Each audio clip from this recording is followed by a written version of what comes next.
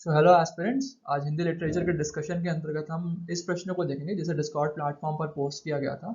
आप क्वेश्चन अपनी स्क्रीन पर देख भी रहे होंगे। आषाढ़ का एक दिन नाटक के त्रासदी तत्वों की समीक्षात्मक विश्लेषण कीजिए। देखिए, ये क्वेश्चन सिविल सर्विस एग्जामिनेशन 2016 में पूछा गया था। पिछले कुछ डिस्कशंस के अंतर्गत हमने कुछ अन्य नाटकों को देखा था, जैसे कि भारत दूरदशा और साथ ही साथ स्कंदगुप्त। तो आज हम इस नाटक के अंतर्गत डिस्कशन देखेंगे। इस नाटक को समझने की कोशिश करेंगे कि आखिरकार मोहन राकेश का जो ये प्रसिद्ध नाटक है वो कहना क्या चाहता है। तो नाटक को समझने से पहले एक कंसेप्ट डिस्कशन देखते हैं अस्तित्ववाद पर। देखिए, जो अस्तित्ववाद है उसे इंग्लिश में एक्सिस्टेंशियलिज्म भी कहा जाता है।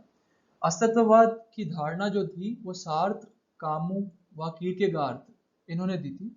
तो आप ये जरूर ध्यान में रखिएगा, क्योंकि कई बार क्या होता है आपको अपने उत्तरों में या आंसर्स में इनके नाम लिखने पड़ते हैं कि अस्तित्ववाद की धारणा जो कि सार्त्र, कामू व कीर्केगार्ड ने दी थी, और फिर उसके पश्चात आपको अपना आंसर लिखना पड़ता है। तो समझने की कोशिश कीजिए कि आखिरकार सार्त्र, कामू व किर्केगार्ड एक्सिस्टेंशियलिज्म या अस्तित्ववाद में कहना क्या चाह रहे हैं। देखिए, उनका मानना है कि जो व्यक्ति है, जो उसके निर्णय है वो उसके स्वयं के नहीं है, वो उसके समाज के द्वारा उस पर थोपे हुए रहते हैं, वो उनसे बंधा हुआ रहता है, और इसी कारण जो उसकी भौतिक परिस्थितियां होती है वो उसके निर्णय को लेती है या निर्णय उस पर थोपती है, और उसी के चलते वो अपने सारे के सारे डिसीजंस या जो निर्णय होते हैं वो लेता है। तो यही अस्तित्ववाद का सेंट्रल थीम है या केंद्रीय बिंदु है। यानी कि व्यक्ति समाज में रहकर भी स्वतंत्र नहीं है, उसके निर्णय उसके स्वयं के नहीं है, उसके निर्णय उस पर थोपे हुए रहते हैं, समाज के द्वारा ही उस पर वो थोपे हुए रहते हैं। इसी कारण से वो अपने निर्णय स्वयं के ना लेकर जो समाज चाहता है वो निर्णय लेता है। तो यही अस्तित्ववाद की एक प्रमुख धारणा है। इसके चलते, क्योंकि जब व्यक्ति अपने निर्णय खुद नहीं ले पाता है, तो उसमें आत्मनिर्वासन की भावना पनपेगी, व्यक्तित्व विखंडन की भावना आती है, चारित्रिक टूटन जैसे तत्व आते हैं, अजनबीपन लगेगा और विसंगति बोध, लघु मानववाद, इस प्रकार की कुछ अवधारणाएं इन्होंने दी थी सार्त्र, कामुक व किर्केगार्ड ने, कि जब व्यक्ति स्वयं अपने निर्णय नहीं ले पाता, स्वतंत्र नहीं रहता समाज में, तो ये सारे तत्व उसके अंतर्गत समाहित होते हैं।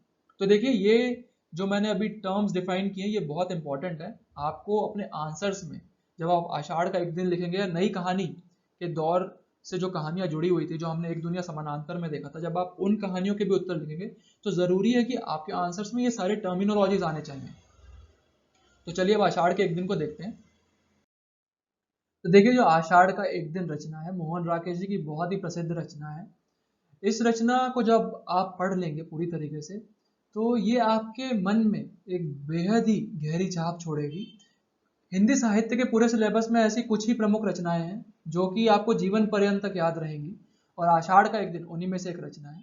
देखिए, इस रचना के अंतर्गत मोहन राकेश जी ने 3 अंक और एक दृश्य को शामिल किया है। यदि आप भारतेंदु की रचनाओं को देखेंगे तो उनके अंतर्गत 6 अंक और 6 दृश्य शामिल है, और जो स्कंदगुप्त रचना है उसमें 5 अंक और 33 दृश्य शामिल है। तो ऐसे में आषाढ़ का एक दिन में, जैसे कि मैंने पहले बताया, 3 अंक और एक दृश्य है। तो महज इतने कम अंक के अंतर्गत और केवल एक दृश्य के द्वारा ही मोहन राकेश जी ने पूरी की पूरी रचना को समाहित किया है। तो देखिए, आज हम पहले अंक को समझते हैं कि आखिरकार पहला अंक कहना क्या चाह रहा है।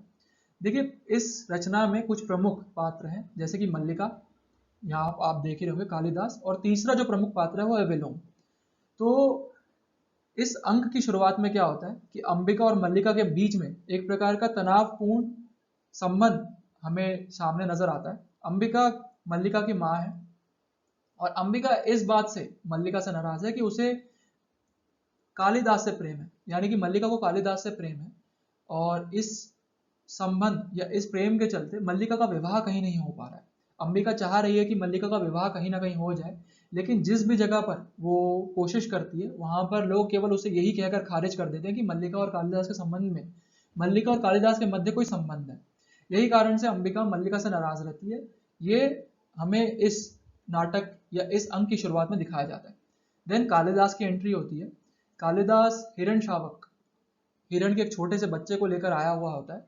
वो मल्लिका के घर में आता है, और यहाँ पर यह दिखाया जाता है कि ये जो हिरण शावक है वो घायल है। वो घायल दंतुल के तीर से होता है।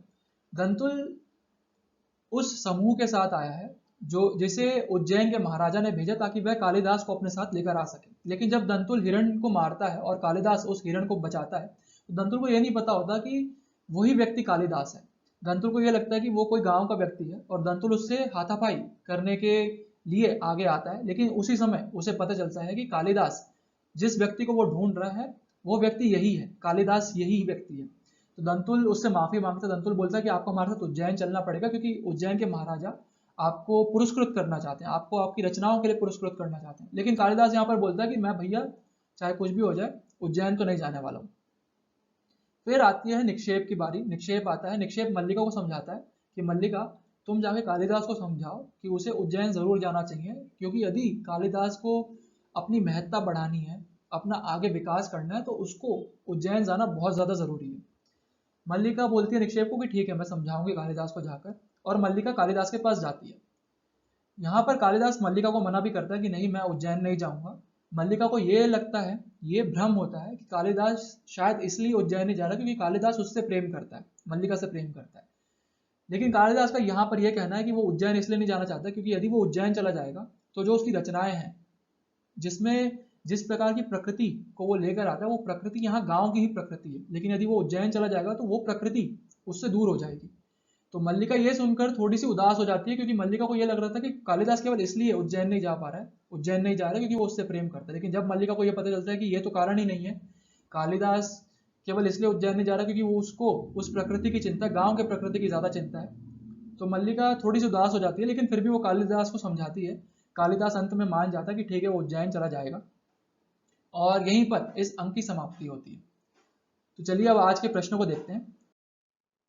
देखिए जैसे आज का प्रश्न जो था वो आषाढ़ के एक दिन से संबंधित था, उसी प्रश्न को आप डिस्कस करते हैं। यदि आपके पास ये प्रश्न नहीं है तो आप इस डिस्कशन के डिस्क्रिप्शन बॉक्स के अंतर्गत जाके वो प्रश्नों को देख सकते हैं। तो देखिए जो आपको भूमिका लिखनी है, क्योंकि क्वेश्चन में ये पूछा गया है कि आषाढ़ का एक दिन के अंतर्गत जो त्रासद तत्व शामिल है उसका आपको समीक्षात्मक विश्लेषण करना है। तो भूमिका के अंतर्गत आप मोहन राकेश के बारे में थोड़ा सा बताइए कि मोहन राकेश ने किस प्रकार से ये रचना जो उन्होंने रची है उसमें हर पात्र के अंतर्गत त्रासद तत्व को शामिल करने की कोशिश की है। उन्होंने ये जो रचना है वो स्वच्छंदतावाद पर रची है, अस्तित्ववाद के दर्शन को शामिल किया है। इसमें ना भारतीय तत्व ना ही पाश्चात्य शैली को समाहित किया हुआ है। ये पूरी तरीके से स्वच्छंदतावाद पर शामिल है, और त्रासद तत्व हर पात्र के अंतर्गत नजर आते हैं। कुछ इस प्रकार का आपको एक भूमिका, सदी हुई भूमिका 3 से 4 पंक्तियों में लिखनी पड़ेगी। देन अब आप बताइए कि कैसे त्रासद तत्व हर चरित्र में नजर आते हैं। यहाँ पर आप दर्शाइए कि जो मल्लिका है, मल्लिका इस पूरी की पूरी रचना की एक प्रमुख पात्र है, सेंट्रल कैरेक्टर है। सारी की सारी जो रचना है या जो नाटक है वो पूरा मल्लिका के इर्द गिर्द ही घूमता है। लेकिन मल्लिका को जिस कालिदास की चाहत है, वो चाहती है कि कालिदास के साथ उसका जीवन आगे व्यतीत हो, वो उसे नहीं मिल पाता। और विडंबना ये है कि उसे अंत में वारांगना बनते हुए दिखाया गया है। मोहन राकेश ये दर्शाते हैं कि मल्लिका अंततः वारांगना के रूप में स्थापित होते हुए दिखती है। तो ये उसके जीवन की विडंबना है। तो आप ये दर्शा सकते हैं कैसे त्रासद तत्व, कैसे जो विरेचन और कैथारसिस इस पात्र का है वो मोहन राकेश सामने लेकर आते हैं। इसी तरीके से कालिदास भी त्रासद तत्व से गुजरता हुआ दिखता है। कालिदास भले ही कश्मीर का शासक बन जाता है, उसे उज्जैन जाकर काफी पुरस्कृत किया जाता है, लेकिन वो मल्लिका से दूर है। अंततः वो वापस मल्लिका के पास आता भी है, वो चाहता है कि उसे मल्लिका का साथ मिले, लेकिन जब उसे पता चलता है कि मल्लिका तो वारांगना बन गई है, वो विलोम के साथ है, अब शारीरिक संबंध उसने विलोम के साथ स्थापित कर लिए हैं, तो कालिदास उस चीज से भी टूट जाता है। और इसके साथ उसका ही उस चरित्र का भी एक त्रासद तत्व हमें नजर आता है, त्रासद अंत नजर आता है। देन विलोम की बारी आती है। विलोम को देखिए कहानी के अंत में या रचना के अंत में मल्लिका का साथ तो मिल गया है, शारीरिक रूप से उसने मल्लिका को प्राप्त कर लिया, लेकिन जो भावनात्मक रूप से वो चाहता था कि मल्लिका उसे मिल जाए, वो उसे नहीं मिल पाती। और ये कारण उसे एक प्रकार का व्यक्तित्व विखंडन या चारित्रिक टूटन के अंतर्गत ले जाता है। विसंगति बोध जिसे बोलते हैं अस्तित्ववाद की भाषा में, परिभाषा में, वो उसमें समाहित होता हुआ दिखता है, और यही उसके त्रासदंत को भी सामने लेकर आता है। तो वहीं अंबिका की यदि बात करें, अंबिका एक प्रमुख चरित्र नहीं है, लेकिन फिर भी आप यहाँ पर दर्शा सकते हैं कि अंबिका के चरित्र में भी या पात्र में भी कैसे त्रासद तत्व दिखता है।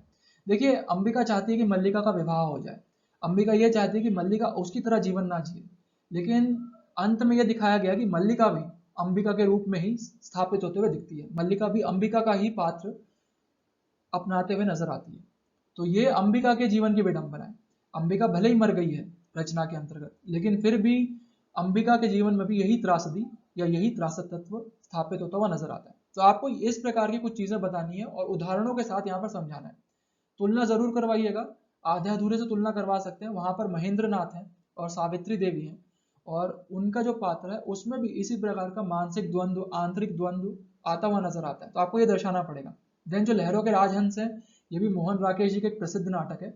इसमें इन्होंने नंद यानी कि बुद्ध के भ्राता, उनके माध्यम से उन्होंने दर्शाया कि जीवन में कैसे द्वंद्व पनपते हुए दिखते हैं, और यही द्वंद्व जिनसे नंद गुजर रहे हैं, जो लहरों के राजहंस के पात्र हैं, उसी प्रकार का कुछ द्वंद्व कालिदास के अंतर्गत भी नजर आता है। तो आप इस प्रकार की तुलना जरूर करवाइएगा अपने उत्तरों में। देन आपको यह भी दर्शाना पड़ेगा कि आखिरकार ये त्रासद तत्व मोहन राकेश क्यों शामिल कर रहे हैं। तो आपको बताना पड़ेगा कि मोहन राकेश दरअसल ये चाह रहे हैं कि जो भी वर्तमान समय में मध्य वर्ग है, उसके अंतर्गत भी कुछ इसी प्रकार की समस्याएं नजर आती हैं, जैसे कि विसंगति बोध, चारित्रिक टूटन, वो अपने निर्णय स्वयं ले ही नहीं पाता है, और इसी कारण से वो विसंगति बोध से गुजरता हुआ दिखता है। तो मोहन राकेश उसी मध्य वर्ग की समस्या को इन चरित्रों के माध्यम से सामने लेकर आते हुए दिखते हैं। इसीलिए ये जो रचना है वो प्रासंगिक हो गई है। आपको ये बताना पड़ेगा, क्यों जरूर लिखिएगा कि आखिरकार मोहन राकेश ने त्रासद तत्व क्यों शामिल किया। क्योंकि अधिकांश बच्चे क्या करेंगे, जो अधिकांश एस्पिरेंट्स होंगे, वो केवल ये सारे के सारे तत्व दर्शा देंगे, लेकिन वो ये क्यों का एस्पेक्ट नहीं लिखेंगे। आपको ये क्यों का एस्पेक्ट जरूर लिखना है। देन इसके बाद एक सदा हुआ निष्कर्ष लिख दीजिएगा कि जो ये मोहन राकेश की रचना है वो कितनी ज्यादा सफल है इस साहित्यिक पटल पर।